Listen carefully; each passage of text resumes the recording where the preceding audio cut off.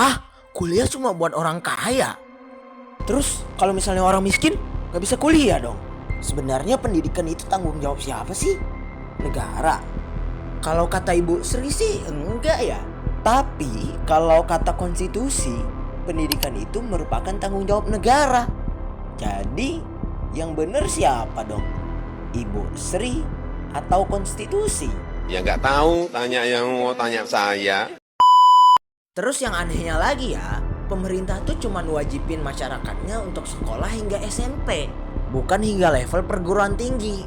Apa ya alasannya? Apakah mereka menginginkan agar masyarakatnya bodoh? Ya supaya nggak ada yang bisa ngekritik aja gitu. Kalau alasannya itu nggak ada dana, kenapa pemerintah selalu memiliki dana untuk kepentingan perut para pejabat? Sementara itu, untuk hal yang bersangkutan dengan kepentingan masyarakat, ya bodoh amat. Kalau kalian mau bukti, lihat aja nih.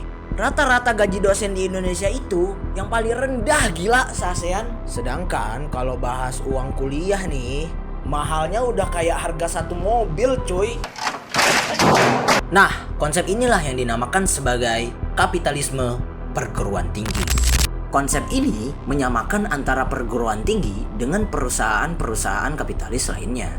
Yang mana kurikulum atau pengetahuan yang didapatkan itu diibaratkan sebagai produk. Lalu, mahasiswa sebagai konsumennya dan dosen sebagai tenaga kerjanya.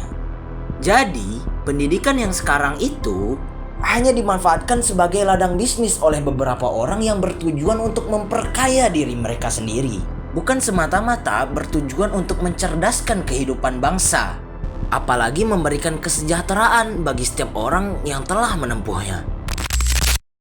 Lalu, apa yang bisa kita lakukan? Kita bisa melakukan perlawanan. Yang pertama, tuntut negara untuk memprioritaskan APBN pada sektor pendidikan. Lalu yang kedua, kembalikan kewajiban untuk memenuhi hak pendidikan di pundak negara. Lalu yang ketiga, bersatu untuk menyuarakan penolakan. Jangan diam. Pendidikan adalah hak semua orang dan negaralah yang bertanggung jawab dalam memenuhi hak tersebut. Share video ini dan tag Kemendikbud RI. Lalu katakan bahwa pendidikan bukanlah suatu komoditas, tapi suatu aset berharga untuk memberikan kesejahteraan.